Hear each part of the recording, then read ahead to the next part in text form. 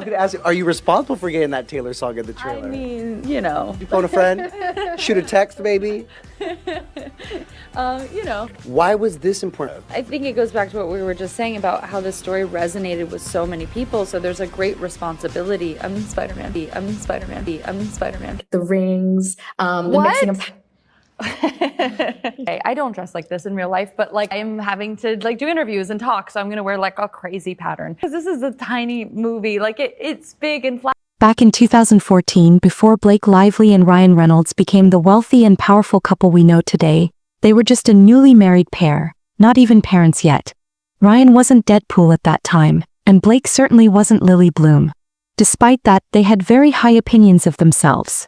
Two narcissists who fell in love over their shared love of money. Blake was preparing to launch a website called Preserve, a place she believed everyone would want to visit because it was what she wanted. When you read through interviews with Blake and Ryan, a pattern emerges. They tend to do things they want, assuming everyone else shares their desires. In a 2014 interview for Vogue, Blake revealed something about herself that left many people on the internet laughing, mocking her, and scratching their heads. What she admitted seemed so bizarre. Why would someone say such things? Why would she confess that she and her husband lie about everything? This was 11 years ago, and she openly stated that they were lying about everything. So why should we believe them now? Let me share a few quotes from that Vogue cover story, published on July 17, 2014, a full decade before It Ends With Us was released. The journalist wrote in the first person, noting that when they complimented her, she described her look as if Sling Blade and Pocahontas had a baby. She has a knack for deadpan humor, often delivered with a laconic stare that can be quite striking. It can be hard to tell if she's joking or serious. She mentioned that when she says something funny, she doesn't laugh, so her friends often respond with haha. This leads her to think that when she's not around, people might not realize she's funny and instead see her as rude. This is a woman who believes in her own humor and thinks that if you don't get it, it's your problem, not hers. If someone has to tell you that you're funny, chances are you might not be. In another part of her interview, she interrupts to take a call from an editor. When she finally connects with the editor, Lively, the 26-year-old who starred in Gossip Girl for 6 years, surprises me with her confident vision. She suggests that by shifting to the first person in the bow tie story, it could become much more personal, capturing that authentic, flawed voice we've been aiming for. I made some bold revisions, but the humor was already present, so I just went with it. She flips through the manuscripts in her lap and turns to another piece, saying the writer should just start over because while the guy's work is beautiful, the story is missing. Why bags? Why leather? Why the European military influence? She pauses for a moment, noting that one word appears in every piece: thing. My dad was an English professor, and he always emphasized using more eloquent and descriptive language.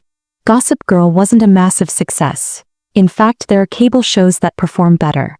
On average, only 1 million viewers tuned in each week, which isn't great for a network show.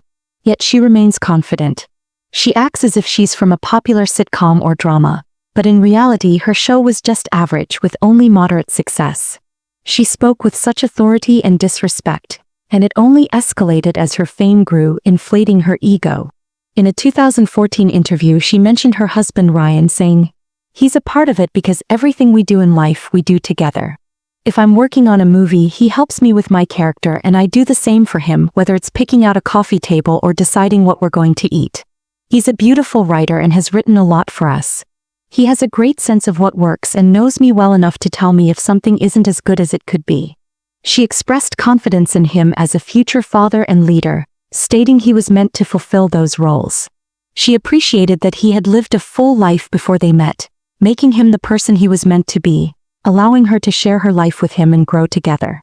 However, her desire for her husband to be her patriarch and leader, to assist her with her lines and choices, paints a picture of a very codependent and unhealthy relationship. This lack of boundaries and space, along with the suffocating nature of their connection, is often seen in narcissistic relationships, where both partners rely heavily on each other for validation.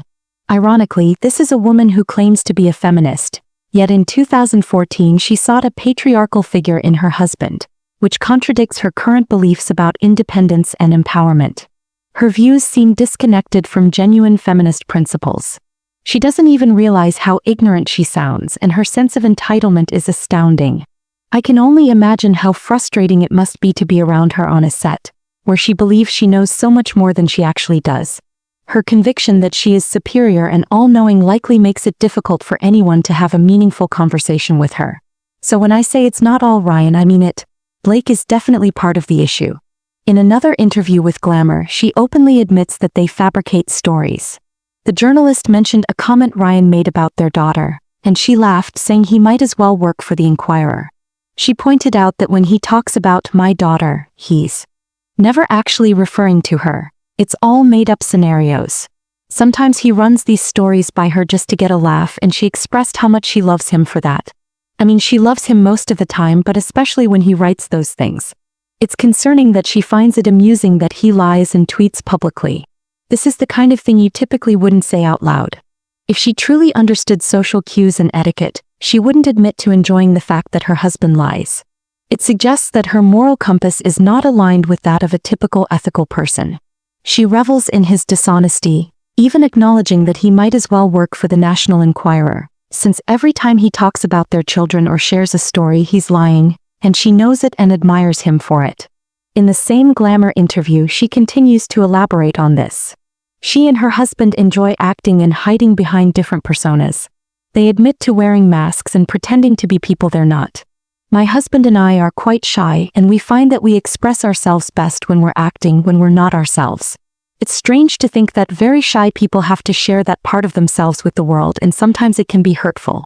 Anyway, these are just champagne problems. I don't think she truly understands what it means to be shy because she doesn't exhibit any shyness.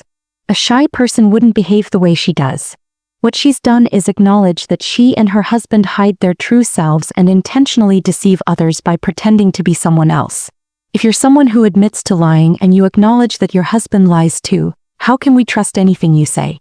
It raises questions about your honesty. They seem to say whatever they think will get a laugh or shock people. They enjoy tricking others and act as if they're superior. As an introvert, I don't live like that.